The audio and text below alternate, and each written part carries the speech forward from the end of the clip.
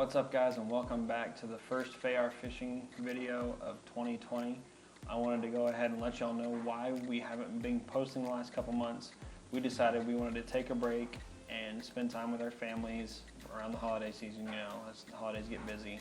I took a new job and I've been trying to figure out the work-life balance on that and figuring out how to make videos, but we are back. We're going to start posting every week again, so stay tuned. This week's video is all about my gear. Can't really fish this week, or really most of this winter. I've been out a few times trying to try out new cameras and try and catch some fish here and there, but with it being the weather being off and on, cool then hot and cool then hot, it's not working out. The fishing is not great. And obviously this is a fishing channel, so we want to show videos of actually catching fish if we're going fishing. Like I said, this video is going to be mainly about my gear and covering what I use, why I use it, and the ways that I know how to use it to catch fish.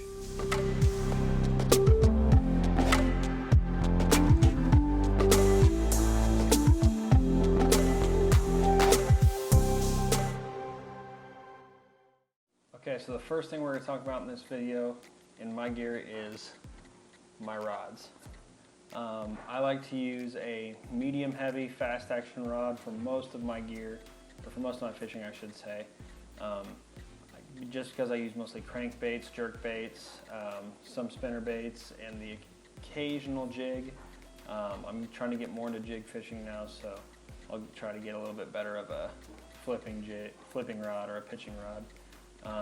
But for the most part, I try to stick with a medium heavy rod. To me, fast action rods are essential because they make your hook set faster and stronger, and they also are more sensitive so you can feel the fish when they're just kind of nibbling or hitting on it. Now, all that being said, I don't solely use a medium heavy fast action all the time.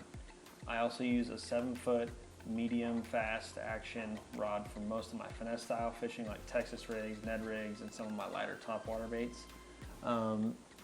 This rod right here is actually my finesse rod setup. As far as brands go, I'm of the belief that no one needs a $200 rod.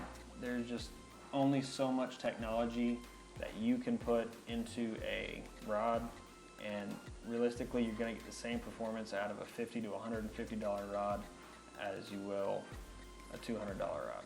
Now, some of my favorite brands are Ugly Stick, great brand. They're dependable, they don't break. All-Star rods, they're extremely sensitive, and they're right around that $100 mark. They are very similar to G. Loomis rods as far as their sensitivity goes, and some Duckett.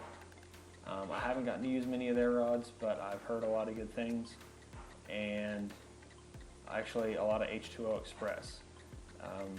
I actually met a guy today who fishes tournaments countrywide and prefers H2O Express rods over the $200 rods. Right now in my rotation, I have 2 Ugly Sticks and 2 Academy store brands, and honestly, I love them all. The Academy brands that I have are the H2O Express Premier Edition spinning rod that I use for all my finesse fishing, my Texas rigs and my Ned rigs, stuff like that. And then my casting rod is a Tournament Choice Angler. It's this one actually right here, and I've had it paired with my Shimano Satika for years.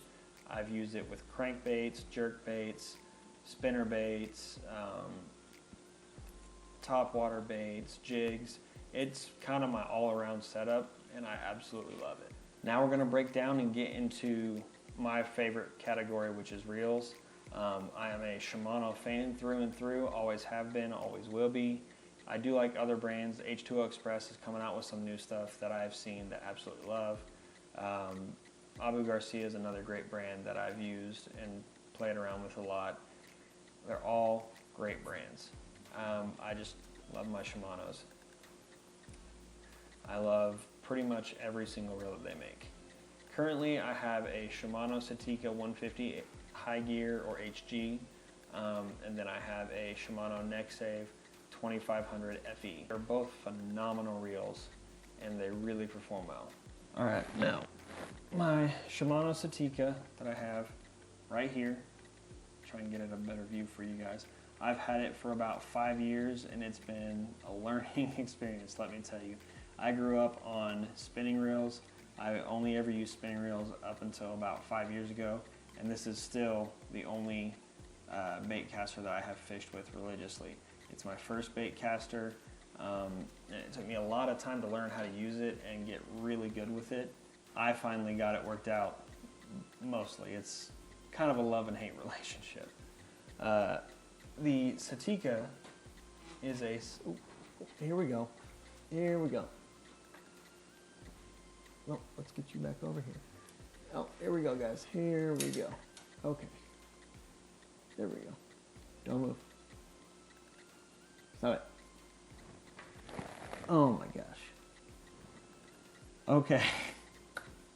Anyways, the Shimano Satika is a 7:2-to-1 gear ratio, which is great for most of your hard plastics. It feels comfortable in the hand after years of being used and worked and just in really hard conditions and tough conditions. It's held up and it stood the test of time. You've got to make sure you oil and grease your reels. Have to. That's how they're going to last. You're not going to burn up your bearings if you oil them, and you're not going to burn up your gears if you grease them. It's maintenance. We all have to do it. So just do it. Your expensive reels will last longer if you just take care of them. Now the next save, let's see if I can do this without knocking everything over again. The next save I got this summer, something I didn't know when I bought it is that it has all the same technology as the Sierra and Sedona reels. It's just a little bit heavier. I want to say this falls in around 9 ounces or 9.5 ounces, and those fall in at around like 5 ounces. I can't remember off the top of my head.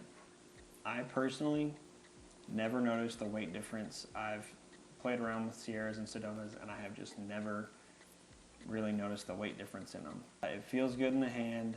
The bail and wire are still perfectly balanced, just like your Sierra and your Sedonas, and so there's no wobble like you get in a lot of your $50 price point reels, which, by the way, 50 bucks, great buy. I'm extremely happy with it, and it's never let me down yet. Got some Guggen bait scent on my hands.